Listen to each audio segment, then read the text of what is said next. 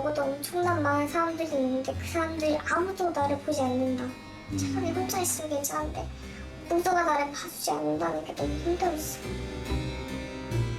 부모님은 그렇게 제가 힘들다고 생각을 안 하시니까 하루에 한 3번씩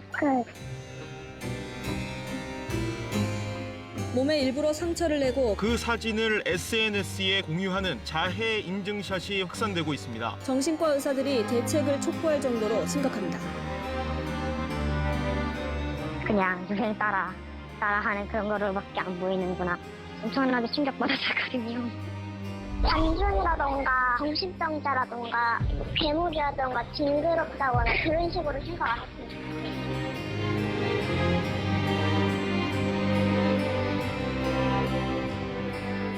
우리 아이들이 아프구나. 어디가? 마음이 너무 아프구나. 정말 그 마음속에 난도질이 돼 있구나, 그 마음이. 보통 다 하는 친구들이 살고 싶어서 하는 거예요. 왜냐하면 이거라도 안 하면 당장이라도 죽을 것 같으니까.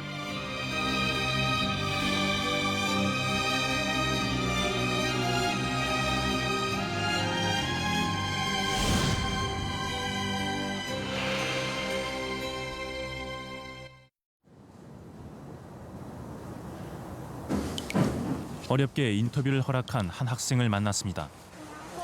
올해 19살이 된 채경이 여느 아이들처럼 대학 입시가 제일 관심사인 학생이었습니다. 대학 가려면 생기부 채워야 되잖아요. 그래서 생기부가 길면 길수록 많은 활동한 거니까 좋은 거잖아요. 저희 반에서 제가 제일 길어요. 그래서 애들이 저보고 부러워했는데. 정보 과목 한 문제. 채경이가 학교 생활을 얼마나 성실히 했는지 보여주는 생활기록부. 과목별 석차가 1, 2등급일 정도로 학교 성적도 상위권입니다. 학교에서 받은 상 또한 한두 개가 아닙니다. 수상 경력 보니까 최우수상, 장려상, 교과 우수상. 수상 경력이 화려합니다. 수업 막 이런 거 되게 열심히 듣고 공부를 그런데 이 여고생에겐 오랫동안 숨겨온 비밀이 있다고 합니다.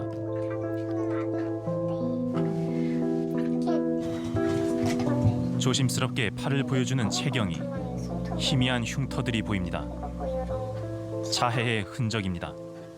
처음 자해했을 때가 초등학교 6학년 때 13살 때였어요. 그때 처음으로 칼로 손목을 그어가지고 포토칼이 주위에 있었어요. 그래서 그거를 항상 들고 다녔었어요. 참 기분 나쁘면 언제든지 화장실 같은 데 달려가서 하고. 지난 6년간 자해를 해왔다는 채경이의 고백. 가족에게 들킬까 봐 숨겨놓고 사용한다는 파우치 속엔 각종 자해 도구들이 있습니다. 칼 있어요, 칼. 여러 개. 눈썹 칼도 있고, 커터칼 3개 정도? 이거 나요. 커터칼 같은 거는 여러 번 쓰잖아요. 그러면 녹슬고 그러면 파상풍 걸리니까 이거는 일회용이니까 한 번 쓰고 버리고 한 번 쓰고 버리고. 흉터가 남을까 봐 스스로 상처를 치료하면서 많게는 일주일에 2~3번씩 날카로운 도구로 자신의 몸을 베어왔다는 것. 그 이유는 대체 뭘까?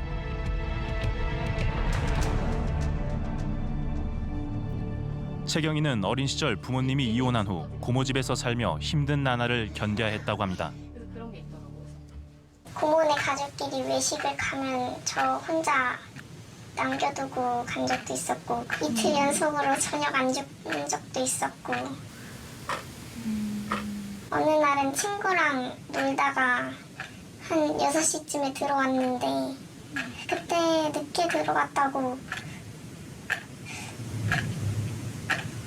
엄청 맞았었어요. 한 200대? 그래가지고 하반신 뒤쪽이 다 피멍이 들어가지고 긴 바지 입고 다니고 그랬어요. 어린 채경이는 매일 밤 혼자 울었습니다. 8살 무렵. 차라리 자기가 다치면 아빠가 찾아와 고모를 혼내주지 않을까 생각하기도 했습니다. 어린아이 홀로 견디기엔 너무나 고통스러웠던 기억들. 채경이는 죽을 만큼 괴로울 때마다 자해를 하며 버텼다고 합니다. 아프지 않아요? 아프죠. 아프긴 한데 그래도 좀 기분이 나아지니까. 남들한테 풀기엔 남들은 너무 죄가 없고 그냥 풀 곳이 없으니까 저한테 계속 이렇게 풀게 되는 것 같아요. 그 후 엄마와 살게 됐지만 마음의 상처는 쉽게 아물지 않았습니다. 생계를 책임지느라 바쁜 엄마 대신에 고양이를 키우며 외로움을 달랜다는 채경이. 하지만 정신과 치료를 받고 약을 먹고 있는 지금도 자해는 계속되고 있습니다. 칼로 그으면은 막 흉터도 남고 아프니까 이렇게 주사기로 피를 빼는 방법으로 자해를 많이 했는데 응급실 실려가고 입원하고 그랬어요. 이러다 큰일 날 수도 있겠다 이 생각 들었을 것 같은데 어때요? 뭐 그런 생각하기도 했는데 정신적으로 너무 힘들면은 그냥 몸을 아프게 해서 육체적 고통으로 있는 약간 그런 것도 있고. 자해는 일부 청소년만의 문제일까? 학생들이 많이 사용하는 SNS에 자해를 검색하자 5만 8천여 개의 게시물이 쏟아져 나옵니다. 자신의 신체를 훼손해 피를 흘리는 등 자해와 관련된 사진과 글들, 대부분 초중고 학생들이 올린 겁니다. 어떻게 아이들의 이야기를 들을 수 있을까? 제작진은 오픈 채팅방을 개설했습니다. 예상과 달리 순식간에 많은 학생들이 인터뷰에 응하겠다며 연락해왔고 자신들의 자해 경험을 솔직하게 들려줬습니다. 초등학교 5학년 제 처음에는 압정으로 이렇게 하다가 강도가 점점 세지다가 이제 그 사무용 칼이라고 좀 큰 칼이나 치칼 같은 걸로 좀 그렇게 했어요. 하루에 한 3번씩 더 할 때도 있고. 고등학교 1학년 올라와서 시작을 했던 것 같아요. 같은 진통제를 이제 과다 복용을 하게 되면은 어지럽고 속이 막 메스껍고 막 그런 약간 5개부터 이렇게 먹기 시작해서 이제 10개 넘게도 먹을 수 있고 평균적으로 한 일주일에 한 번씩은 했던 것 같아요. 망치를 처음에 했다가 이게 생각보다 별로여가지고 근류관심으로 때리면 엄청 아프거든요. 병원을 찾는 자해 청소년들도 있을까? 전문의들의 얘기를 들어봤습니다. 최근에는 거의 1순위가 자해. 주호소 증상으로 자해가 작년부터는 상위 우선순위에 들어가 있다. 더 어린 나이 애들이 많이 오는 것 같아요. 느낌이. 옛날에는 이제 뭐 숨어서 자해를 하다가 중고등학교쯤 돼서 이제 발견돼서 이제 오는 경우가 많았는데 최근에 초등학생들이 진료에 많이 와요. 지난해 4월 교육부에서 실시한 학생정서 행동특성 검사 결과에 따르면 중학생은 약 9.8%, 고등학생은 약 6.4%가 자해 경험이 있다고 대답했습니다. 그런데 이 수치는 빙산의 일각이라는 지적이 있습니다. 교육부 검사 결과에 드러나지 않은 자해 청소년의 수가 더 많을 거라는 겁니다. 한 달 전 KBS로 직접 찾아온 현직 상담교사. 실제 학생들 중에는 자해 사실을 감추는 경우가 많다고 합니다. 검사에 걸리면 어떻게 된다는 것들을 대충은 애들이 알아요. 안심근에 걸리면 월 1회 상담을 하고 학부모와 같이 동행해서 외부 전문기관에서 진단을 받아야 돼요. 그것 때문에 아이들이 이 검사를 할 때 솔직하지 않게 표현하는 경우가 상당히 많아요. 그래서 실제로 볼 때는 그거보다 훨씬 더 많다고 저희가 봐야죠. 자해 대유행. 지난해 일부 언론들은 10대 청소년층에서 친구를 따라 자해를 하고 SNS에 인증을 하는 일종의 자해놀이가 유행하고 있다며 그 실태를 보도했습니다.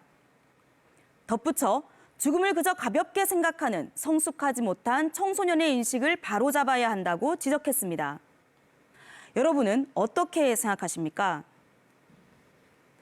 죽지 않을 정도로만 지속적으로 신체를 손상시킨다는 아이들.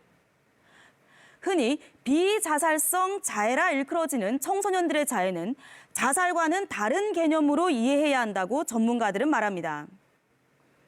사람들의 관심을 끌기 위한 목적으로 자해를 하는 것 아니냐는 오해도 있지만 이는 전체 자해 청소년의 4% 미만이라고 합니다. 그렇다면 대부분의 자해 청소년들은 왜 스스로의 몸에 상처를 내고 있는 걸까요? 우리는 20대부터 70대까지 다양한 연령대의 성인들에게 청소년 자해에 대한 생각을 물어보기로 했습니다.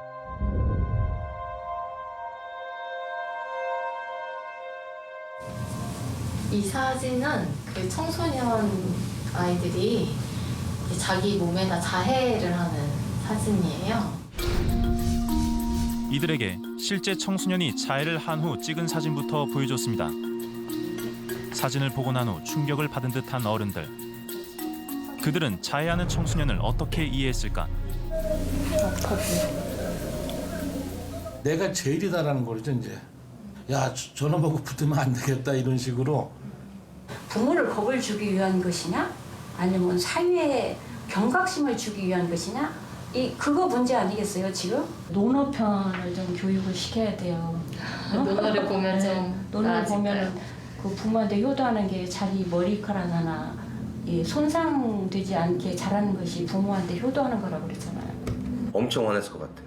데려다가 잡아다가 때리던, 못하게 하던, 같이 한 놈들 붙잡아 오라고 하던 그럴 것 같아요.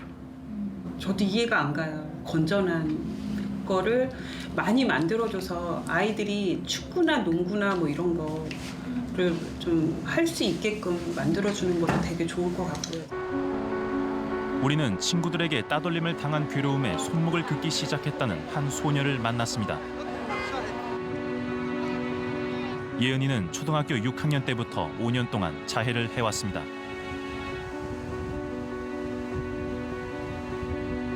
아무도 내 말 안 들어주는 것 같고 그냥 뭘 해도 풀리지도 않고 이 상태로 있는 게 미칠 것 같을 때 많이 했어요. 그 자해가 마음이 편해진다?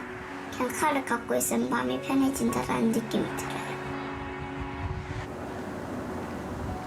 그간 자해를 하지 않기 위해 여러 가지 시도도 해봤습니다. 이곳은 예은이가 자해 충동이 일 때면 찾는 곳. 집에서 버스를 타고 30분 거리에 있습니다. 강 보면서 바람 쐬고 하면 시원하기도 하고 이런 거 보는 걸 좋아해서 이런 데 와서 풀어요. 요새는 바빠서 자주 못 오고. 시간이 없을 땐 집에서 가까운 동전 노래방을 찾는다고 합니다. 하지만 돈도 시간도 넉넉하지 않은 학생 입장에선 매번 이 같은 방법으로 스트레스를 풀 순 없는 상황. 옆쪽으로 가야지. 이쪽에. 거리가 멀고 그러면 아무래도 조금 힘들 것 같아요. 그래서 매번 자해를 했죠. 노래방보다. 자해는 가장 빠르게 스트레스를 푸는 수단이라는 겁니다.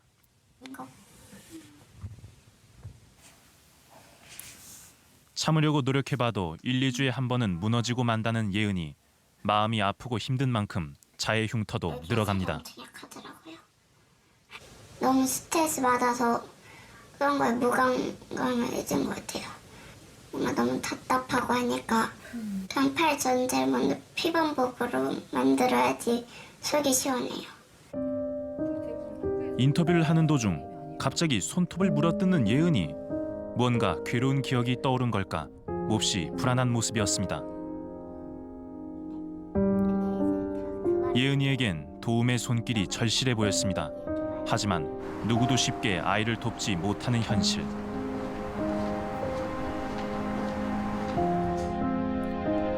청소년들은 심리적 고통에 대한 일종의 진통제로 자해를 한다고 합니다. 무엇이 이 아이들을 고통에서 빠져나오지 못하게 하는 걸까? 청년 실업률이 또다시 사상 최고치를 갈아치웠습니다. 대졸자 10명 가운데 4명은 첫 일자리가 비정규직인 걸로 조사됐습니다. 취업자 증가폭은 석 달 연속 20만 명대에 머물렀습니다. 취업이 되지 않아 연애와 대부분의 청소년들을 옥죄는 건 불투명한 미래에 대한 두려움과 과도한 입시 경쟁입니다. 이른바 7포 세대라는 말까지 나오고 있습니다. 이른 아침부터 늦은 밤까지 학교와 학원을 오가며 숨 쉴 틈 없는 하루를 보내는 학생들. 최근 대입 전형이 복잡해지면서 상황은 전보다 훨씬 힘들어졌다고 합니다. 부모님이 원하시는 건 이제 1등급 안에 들기를 바라시죠. 근데 저는 2등급 중반에서 후반 그 정도니까 한참 못 미치죠. 그냥 밥 먹고 있으면 왜 밥 먹냐고, 공부하라고, 성적 안 나오면 꼴도 보기 싫다고 그랬던 게 좀 상처였던 것 같아요. 나는 공부 못하면 그냥 엄마 아빠 자식이 아닌가 이런 생각도 들고 그러죠. 시험 기간이 되면 불안감은 극에 달합니다.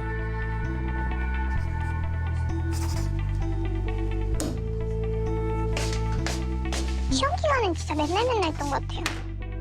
그리고 그냥 굽고 화장실 가서 물로 씻고 다시 공부하고 이런 경우가 되게 많았어요. 시험에서 한 문제를 틀린다고 세상이 반망하는 걸 아는데도 뭔가 내가 여기서 한 문제 틀렸으면 내 인생은 이제 망했고 돈도 못 벌고 이제 길이 없다, 미래가 없다. 그러면서 막 엄청 두려워져요. 자신들을 벼랑 끝으로 몰아넣는 건 힘든 현실을 이해해주지 못하는 어른. 그들이 내뱉는 비난이라고 했습니다. 이해를 아예 못하세요. 넌 나약해서 문제다. 위기가 없어서 그렇다. 내 이야기 들어주는 게 그렇게 힘들어? 이랬는데 힘들어 그냥 이렇게 말씀하신 적도 있었고 사회 나가봐라. 사회 나가면 지금처럼 누가 너한테 밥 해주고 옷 입혀주고 이렇게 하나. 공부해라 할 때가 제일 행복할 텐데 왜 그걸 모르냐고. 그때와는 또 다른 그 아픔이라던가 또 다른 힘든 게 있는 거잖아요. 그 이야기하면 안 되겠다 이런 생각이 많이 드는 것 같아요. 속 시원히 털어놓을 곳도 기댈 데도 없이 고립된 아이들. 쌓이고 쌓인 스트레스를 주체하지 못해 결국 자신을 해치는 방식으로 푼다는 겁니다. 체하면은 막 손가락 따면서 막 묵은피 빼면 괜찮아진다 이렇잖아요. 그냥 그런 것처럼 힘들다 뭐 이런 것들이 내 안에 딱 쌓여 있다가 그냥 어느 순간 피가 나면은 그게 좀 괜찮아지는 것 같고 되게 좀 차분해진다 해야 되나? 이 아이들을 어떻게 이해하고 보듬어야 할까? 취재 도중 자해 청소년들의 심리를 이해하는 데 도움이 되고 싶다며 먼저 연락해온 김하윤 씨. 자신도 성적에 대한 부모의 압박으로 초등학교 때 자해를 시작했고 이로 인해 신경이 손상되는 장애를 입었다고 합니다. 이게 안 돼요 지금. 여기가 붓지를 않아요. 안 모아지는 이게 안 돼요. 진짜. 학교와 부모의 통제 하에서 마음대로 할 수 있는 건 자신의 몸뿐. 자해는 답답함을 푸는 유일한 방법이었다는 겁니다. 내 방에서 울면 엄마가 왜 우냐 뭐라 그러고 막 소리라도 지르고 싶은데 소리 지르면 또 소리 지른다고 뭐라 그러고. 그러니까 풀 수 있는 곳이 아무 데도 없는 거. 그렇다고 제가 밖에 나가서 놀 수도 없는 거다. 학원 가야 되니까. 그러니까 그게 자기한테 오는 거예요. 10년, 20년 전에도 마음의 고통을 풀고자 자해를 하는 청소년들이 있었습니다.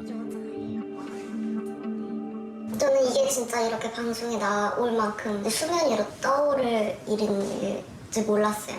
저 때만 해도 되게 진짜 숨기던 거다 보니까 죽고 싶어서 하는 게 아니고 내일도 살려고 하는 거라고 하거든요. 근데 뭐 이해를 못할 수도 있는데 저는 사실 그 말을 거의 100% 다 이해를 해요.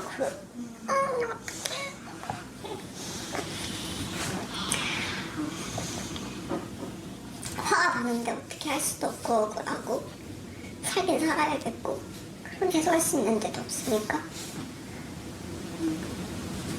되게 안타까운 거죠. 어떻게 보면 좀 미련하게 좀 착한 걸 수도 있고. 어른들의 선입견과는 달리 단순히 유행을 좇거나 일탈 행위가 아니라는 청소년들의 자해. 우리는 자해하는 아이들의 심리를 알아보기 위해 SNS에 게시한 자해 사진과 글을 바탕으로 빅데이터 분석을 의뢰했습니다. 과연 결과는 어떨까? SNS에 올라온 자해 관련 사진과 글들도 늘었지만 좋아요를 누르며 이에 반응하는 양이 그 이상으로 증가했습니다.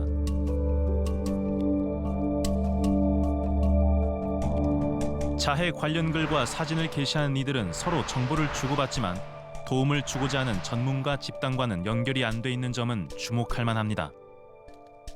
오프라인에서도 도와줄 사람이 없고 온라인에 가서도 자신과 비슷한 사람들과 폐쇄적인 네트워크를 이뤄서 온라인상에서도 도움을 얻지는 못하고 있는 상황입니다. 제작진이 직접 취재한 20여 명의 자해 청소년 인터뷰도 분석해봤습니다. 키워드가 되는 단어 중심으로 그 의미를 분석한 결과 부모로 대변되는 사회의 관리와 통제로 인한 스트레스가 청소년들에게 우울과 상처를 주고 그것을 해소하기 위한 최후의 해결책으로 자해를 선택하는 것으로 드러났습니다. 부모님들의 이제 세대에서는 이제 힘든 일을 겪어서 내가 살아보니까 이 길이 지름길인 것 같아. 그러니까 이 길로 가야 이제 너가 덜 힘들 것이야 라고 얘기하는데 그런 것들이 애들한테 안 맞는 거죠. 인정받지 못함에 대한 어떤 힘듦을 되게 많이 호소하거든요. 자해라는 방식으로 표현하고 해결하려고는 그게 늘어난 거다. 예전이나 지금이나 마음 아픈 건 비슷하다. 내 마음에 난도질 당한 상처를 말할 때는 그렇게 신경 안 쓰다가 이제 와서 팔에 조금 상처 났다고 호들갑 떠는 거 보면 역겹다라고 해요. 왜 내가 내 마음에 난 상처 말할 때는 끔찍도 안 하더니 이제 와서 몸에 좀 상처 났다고. 우리 사회는 왜 이렇게 난리 법석을 필까요? 우리 아이들 마음 아픈 거 몰랐나요? 예전부터 알고 있었잖아요. 문제는 자해가 자살로 이어질 수 있다는 것. 실제 우리에게 제보를 해온 이를 만나봤습니다. 자해를 하던 18살 아이가 자살 시도를 했고 중환자실에 실려갔다는 최영숙 씨. 그 일로 온 가족이 충격에 빠졌다는 겁니다. 아빠한테 아빠 자기 자신이 못나서 죄송하다고 그렇게 글을 써놓고 나갔다 하더라고요. 120알 정도를 약을 먹었다고 그래요. 의사 선생님이 이제 미리 보호자한테 그런 이야기를 하더라고요. 마음의 준비를 하고 있으라고.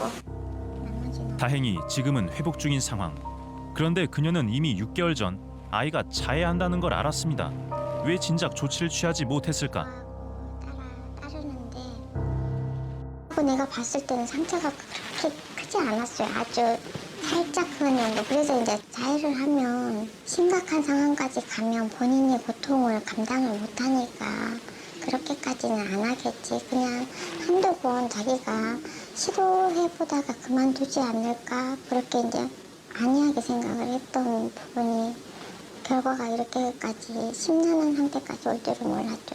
자해 자체가 단기간에 끝내지 않고 이게 6개월, 1년, 2년 이렇게 만성화되면 실제로 다른 정신과적 질환이나 또는 자살로 연결될 가능성이 높기 때문에 그야말로 초기 단계의 자해에서 어른들이 적극적으로 개입해서 잘 해소시켜주는 게 중요하다고 생각합니다.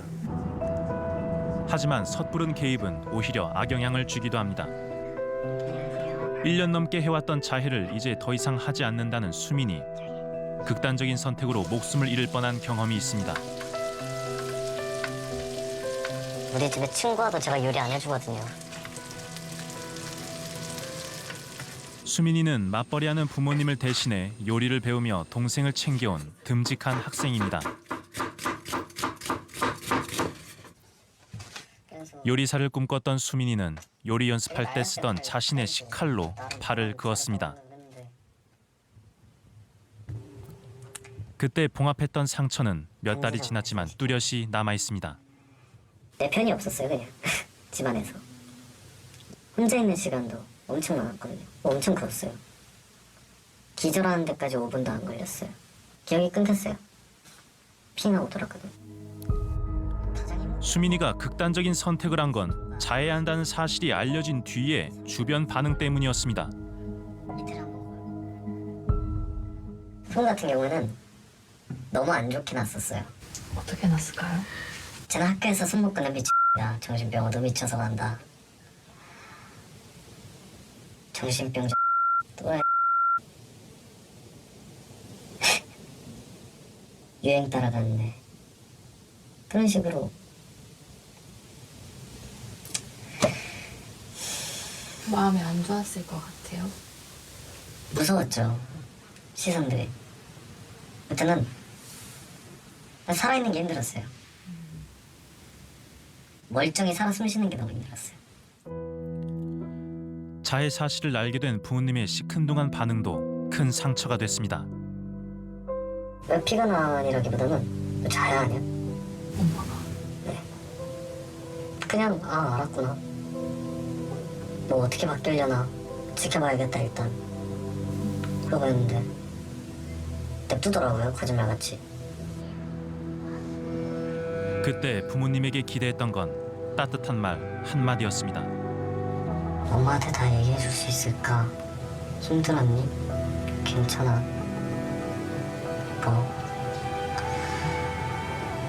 같이 노력해보자. 어른들은 모른다.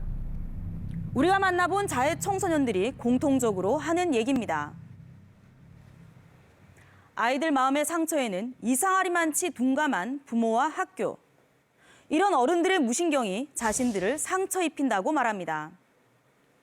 가족 문제, 학업 스트레스 등 아이들이 마음의 상처를 입는 원인은 매우 다양합니다. 그런데 아이들이 자해를 하게 되는 이유가 단순히 집안 문제라거나 공부하는 일이 고통스러워서는 아닙니다.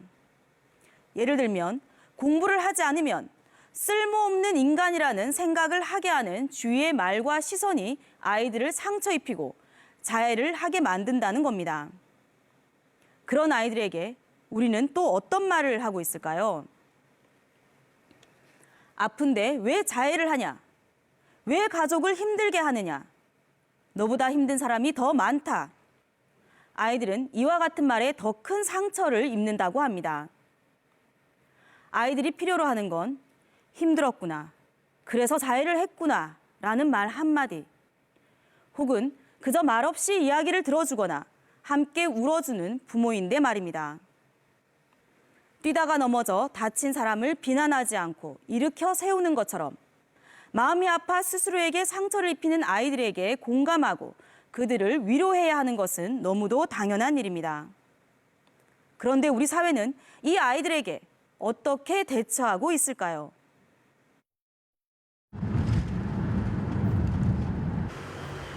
강원도의 한 심리상담소. 수지와 엄마는 5달째 이곳에서 상담을 받고 있습니다.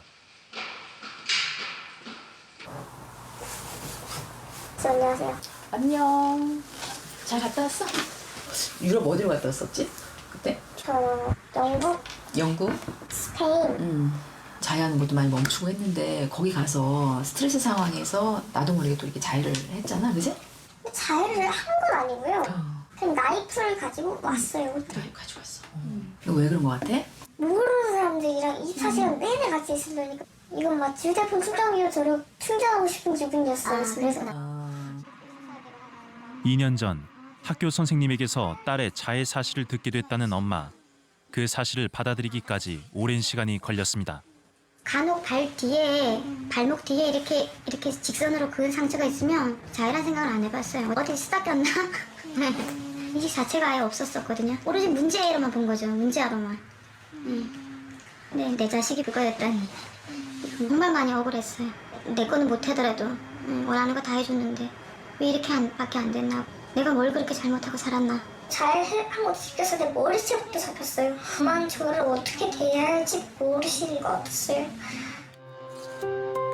수지는 학교 상담실에 직접 찾아가 자해 사실을 털어놓고 조언을 구하기도 했습니다. 하지만 사춘기 땐 다 그렇다는 실망스러운 대답만 돌아왔다고 합니다. 숨어서 자해를 하면서도 엄마가 알아주기를 내심 바랬다는 수지.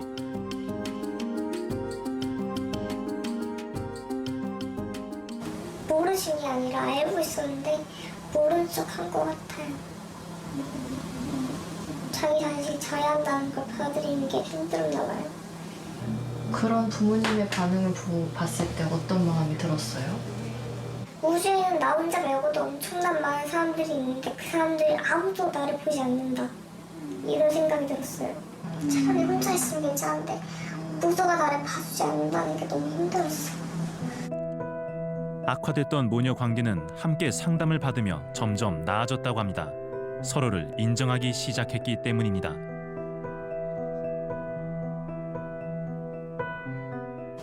어떻게 사람이 이게 쉽게 바뀌겠나요? 그래서 얼마 안 됐어요. 엄마랑 그렇게 싸운 지. 또 그럴지 몰라요. 근데 그래놓고도 항상 먼저 사과하는 엄마를 보면은 또 울면서 미안하다고 사랑한다고 하는 엄마를 보면은 사랑하지 않을 수가 없더라고요. 처음에는 많이 싸웠어요. 그쪽에서 배운 게 없으니까 대응을 못 하겠더라고요. 대응하는 게 되게 미숙했고 전 철저하게 깨달았어요. 제가 달라지니까 아이가 달라지는 게 눈에 보여요. 문제 아이는 없어요. 문제 부모가 있을 뿐이에요. 학교의 미숙한 대응이 문제가 되는 경우도 적지 않습니다.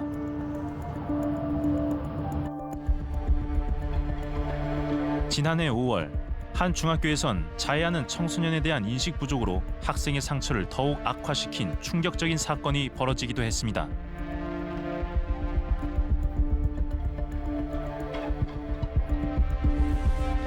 제작진은 해당 학생의 엄마를 어렵게 만나 자세한 이야기를 들어봤습니다.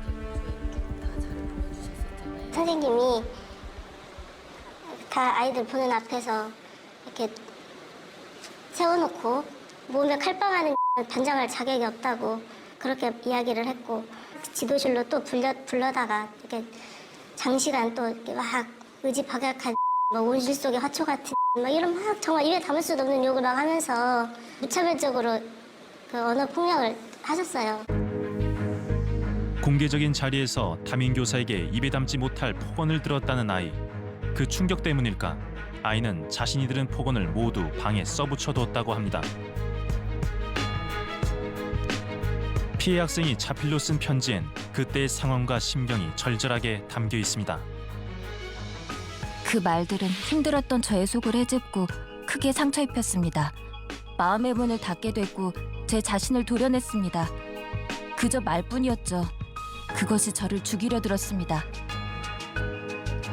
담임교사의 폭언이 있었던 그날 이후 아이의 자해는 전보다 훨씬 더 심해졌다고 합니다.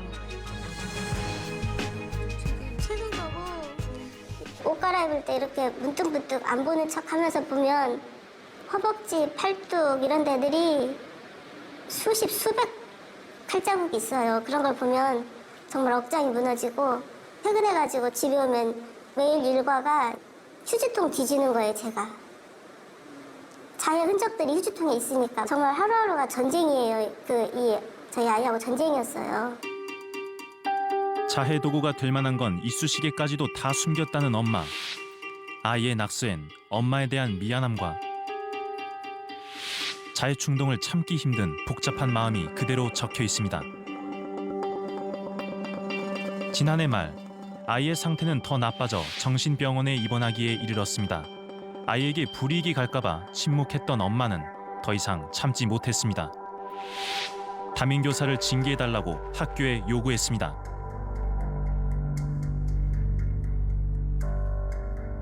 그 선생님을 벌줘서 어떻게 막 하겠다라는 그런 뜻보다는 저는 엄마로서 뭐라도 했어야 했으니까 상담이건 병원 치료건 치료에 도움이 된다라고 하면 뭐라도 하고 싶었으니까요. 징계 요구 이후 담임교사의 행동은 엄마를 더 화나게 했습니다. 아이에게 문자 폭탄을 보낸 겁니다. 저녁에 시작된 담임교사의 문자는 밤 10시까지 계속됐습니다. 내용은 자신도 힘들고 아프다는 신세 한탄이 대부분. 아이는 이 문자 메시지로 인해 또 한 번 충격을 받았다고 합니다. 얘가 막 미치려고 그래요. 도대체 나보고 어떡하라고 그러냐고. 제가 또 순간에 막 조마조마해가지고 어떡할까 또 하게 생겼다고 제가 이제 속으로 불안했는데 아니나 다를까 새벽에 또 막 그거 냈어요. 이거 보고 또 심장이 또 요동치니까. 수차례 시도 끝에 해당 교사와 겨우 연락이 닿았습니다. 실장인데 뭔가 애들 앞에서 경각심 내지는 훈계는 해야 되잖아요. 그냥 놓아두고 냅둘 수는 없는 거고. 그래서 그럼 정시간에 찾더라도 훈계를 해야겠다. 그래서 다른 또 그런 일이 없도록 해야겠다. 그런 이제 마음을 먹은 게 제가 전문 지식이었고 그래서 그건 제가 후회하고 있습니다. 그렇다면 학교 측에선 해당 교사에게 어떤 조치를 취했을까? 학교를 직접 찾아가 확인해 보기로 했습니다. 안녕하십니까. 네. 선생님 어떤 조치를 받게 돼서요? 그것이 교육청 인권센터에서 거기서 내려와야 전체적으로 어떤 뭐가 결정이 되겠죠. 그런데 우리는 SNS에서 학교에서 자해 검사를 했다는 글들을 발견했습니다. 쿨토시한 사람들은 팔 자해 검사에서 벌 준다고 했었다. 공개적으로 자해 검사함, 다 같이 손목 내밀어 보라 하고. 손을 잡았는데 쌤 눈이 계속 손 쪽만 향해 있고 소매 길면 소매로 올리는 거임.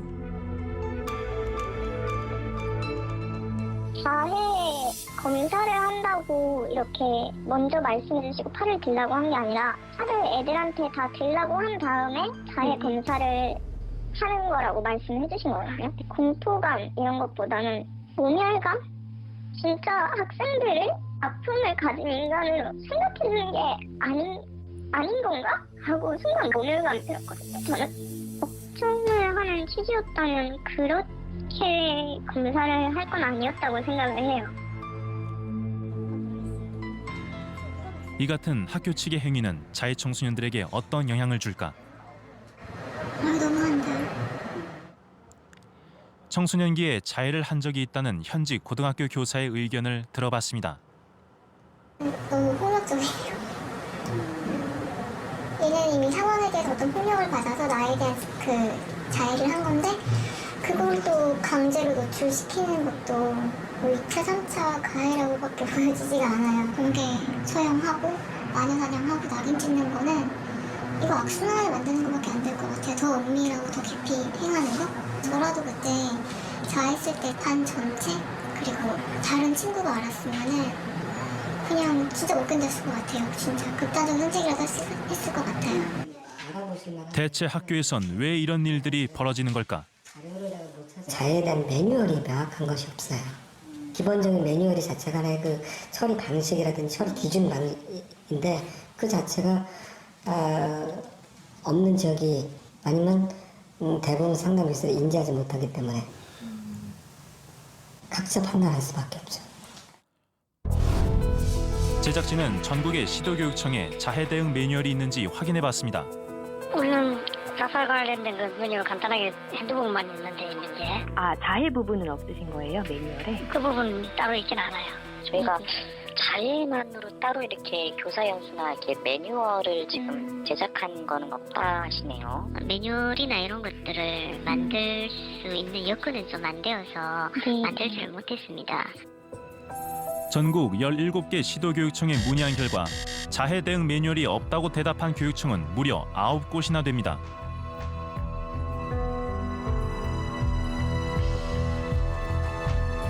그렇다면 8개 교육청에서 제작한 자해 대응 매뉴얼은 어떨까? 제작진은 교육청에서 받은 자료를 꼼꼼히 살펴봤습니다.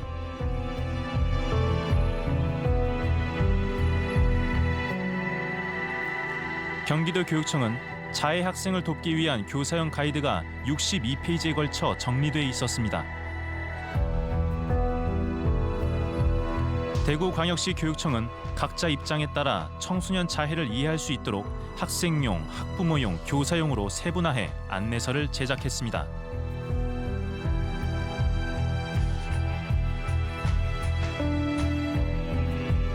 하지만 다른 교육청의 경우 한 페이지 질문과 답으로 자해를 언급하거나 자살 의도가 없는 비자살성 자해에 대한 설명이 고작 3줄뿐인 곳도 있었습니다.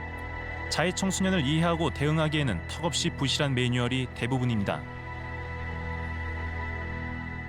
자해와 자살이 다르다는 거, 그래서 개입을 서로 다른 방식으로 접근을 해야 된다는 것조차도 현재 상담자들이라든가 많은 전문가들이 충분히 이 부분에 대해서 우리가 알지 못하는 거죠. 이런 교육들이 교사 단위로 그리고 상담자 단위로 구분되어서 그리고 교사에게도 적절한 가이드와 대응 절차를 훈련시키는 게 필요한 거죠. 그동안 우리 사회는 청소년의 자해에 관해 무지했던 것이 사실입니다. 별다른 매뉴얼 없이 이루어지는 학교 상담은 그저 수업을 빠지기 위한 용도라고 학생들은 말합니다. 자해 청소년을 지도하는 일이 상담교사의 재량에 맡겨지는 현실이다 보니 학생과 상담교사 모두 괴로운 상황에 처해 있습니다. 게다가 학교에서 자해 청소년에게 2차 전문 기관의 상담과 치료를 권하더라도 부모가 동의하지 않아 치료를 받을 수 없는 경우도 허다하다고 합니다. 상당수의 부모와 학교는 아이의 고통은 인정하지 않은 채 칼을 감추고 일단 자해를 멈추게 할 방법만 강구합니다. 때문에 마음이 힘든 건 변함이 없는 아이들은 더 큰 고통을 겪게 됩니다. 아이들이 팔을 긋지 않고 약을 먹지 않아도 위안을 받을 방법, 정말 없는 걸까요?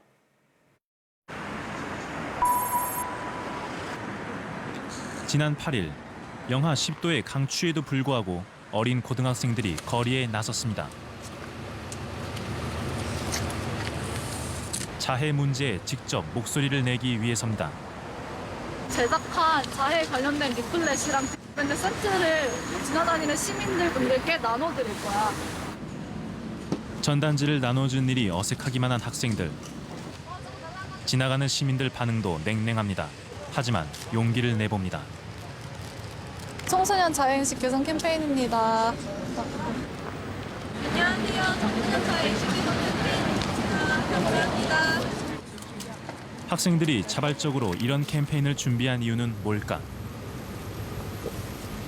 무조건 약간 비난하고 약간 청소를 탓하고 그런 인식 있잖아요. 자해라는 게. 근데 청소년은 근데 꼭 그런 이야기를 들어보면 그런 게 아니에요. 약간 진짜 힘들고 어쩔 수 없어가지고 택한 그런 선택인데 그런 거 어른들이 모르잖아요. 이런 캠페인을 저희가 청소년이 발벗고 나서서 해야 그 자해를 하는 청소년들이 이걸 보고 더 용기를 내서 말을 하고 자기의 상처를 고백할 수 있다고 생각해요.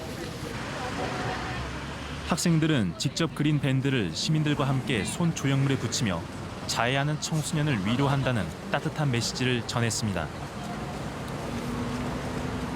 대한민국 청소년 정신건강을 위한 산업은 1. 자해는 죽으려는 것이 아니라 살아있음을 느끼기 위한 것이다.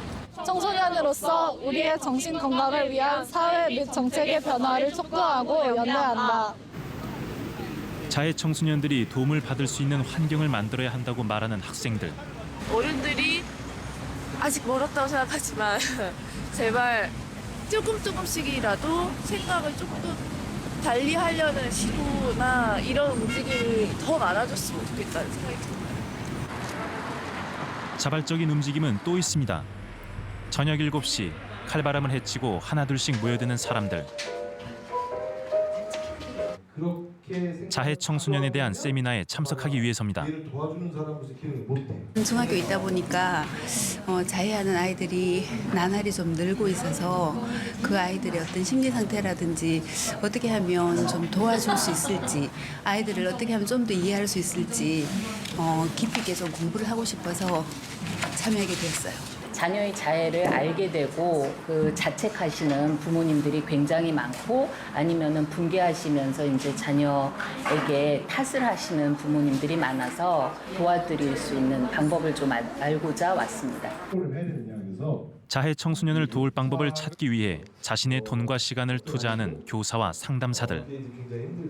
자해를 하지 마라! 이게 우리의 초점이 아니다. 근데 애들이 근데 우리 뭐예요?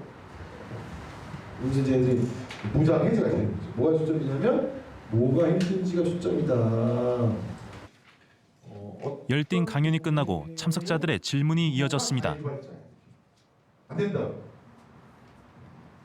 학교 측에서는 감축이 하거나 아니면 소수의 몇 명의 선생님들 이제 이런 분들한테 그 책임 전가시켜서 발본 3번 해가지고 다 학교 못 나오게 하겠다. 이게 아니라 아이와 대화를 많이 나누고 의사소통을 하고 전 단계에서 예방할 수 있도록 어른들이 하자, 어른들이 해라.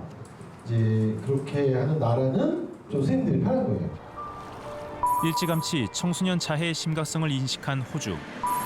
2006년 정부에서 만든 헤드스페이스라는 단체가 있습니다. 25세 이하의 청소년들 누구나 정신과 전문의나 심리학자에게 무료 상담을 받을 수 있는 곳입니다. Sometimes it worries me, because I mean I'm her older sister, and I worry that she's gonna see me as this aggressive person. And have you had like any counselling as a family, or? No, not as a family. Okay. Whatever. 청소년들은 자신을 드러내지 않고 비밀을 보장받으며 상담이 가능합니다. Reach for a bottle of vodka. 누구나 쉽게 찾을 수 있도록 접근성이 용이한 백화점 안에도 마련돼 있는 헤드스페이스. 호주 전역에 100개가 넘습니다. 75% of mental ill health will develop before the age of 25, so it's really important for us to intervene earlier and help young people when the first signs or symptoms of mental ill health emerge, and we know then we can prevent a lot of the issues becoming worse. 또 호주 정부는 청소년 자해 주무장관을 지정하고 범정부 차원의 대책을 마련해 왔습니다. Which revealed that 1 in 7 children and young people suffers from a mental health disorder, and 1 in 10 teenagers has attempted some form of harm, self-harm. The government will make strong statements about policy reform before the end of the year. 현재 청소년 정신건강 통합 프로그램 BU는 호주 전역의 4,400여 개 학교에서 작동되고 있습니다. 호주의 자해 대응 매뉴얼은 어떨까? 블라스키 교수와 화상 인터뷰를 진행했습니다. When you have a look at our self-harm materials on BU, you will see that there's a recommendation for a whole of school approach. The principal can go, I know what to do. We have to contact this health service or this psychology service. So all these things together, I think, are a very good whole of school approach. 호주의 자해 대응 매뉴얼을 살펴보면 교무실에 잘 보이는 곳에 배치하라는 문구가 눈에 띕니다. 그리고 자해 청소년을 발견했을 때 위험도에 따라 3단계로 나누는데 그 기준이 굉장히 구체적입니다. 또 언제 보호자에게 접촉할 것인지, 어떻게 대처해야 할 것인지 체계적으로 정리되어 있습니다.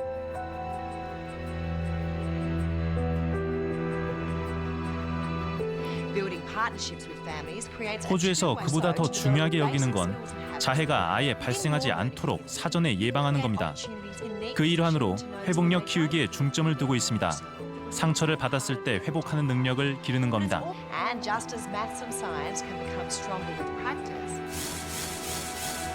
호주의 중학교에선 수학이나 과학처럼 수업 시간에 회복력을 가르칩니다.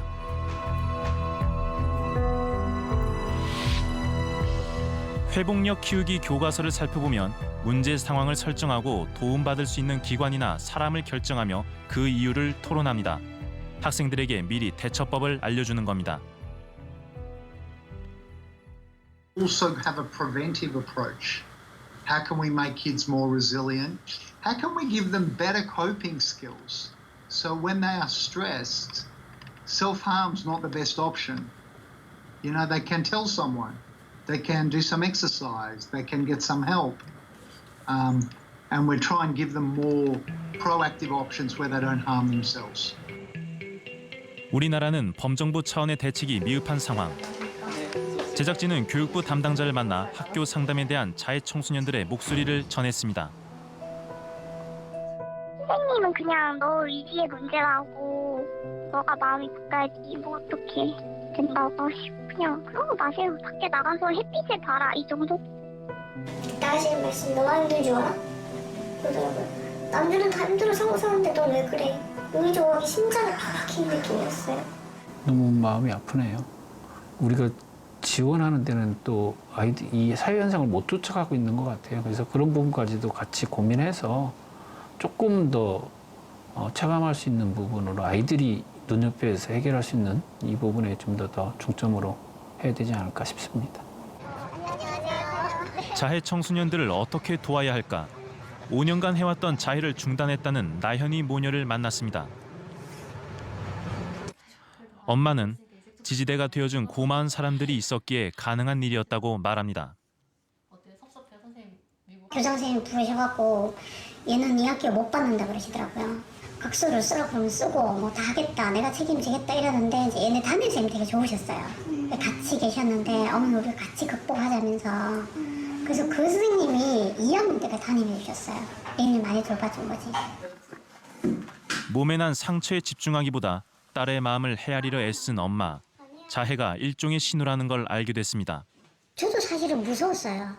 그러니까 막 새벽에도 막 달려가고 이러죠. 지금 와서 드는 생각은 그 자해라는 게 내가 정말 죽기 위한 게 아니고 나를 봐달라는 것 같거든요. 중요한 거는 우리한테 도움을 요청하는 신호다라는 거.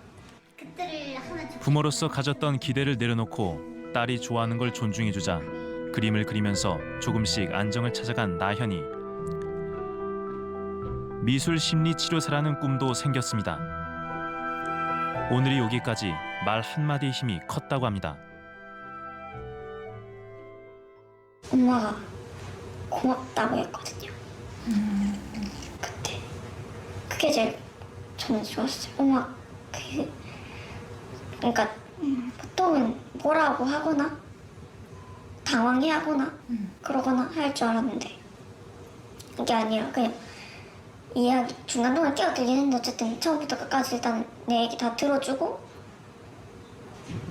고맙다고 해준 거. 얘를 믿고 기다려야 돼요. 그러니까 답이 없으니까 기다리는 게 아니고 언젠가는 조금씩 돌아오겠지. 그러니까 내가 희망 없이 기다리면 나도 지치거든요. 언젠가는 돌아와. 그 대신 이게 속도가 늦을 수 있으니까 천천히 기다려주죠. 저도 사실은 우리 이렇게 빨리 회복될 줄은 몰랐어요. 솔직히 말하면. 아이의 마음속 상처를 낫게 한 건 주변 어른들의 이해와 믿음 아니었을까.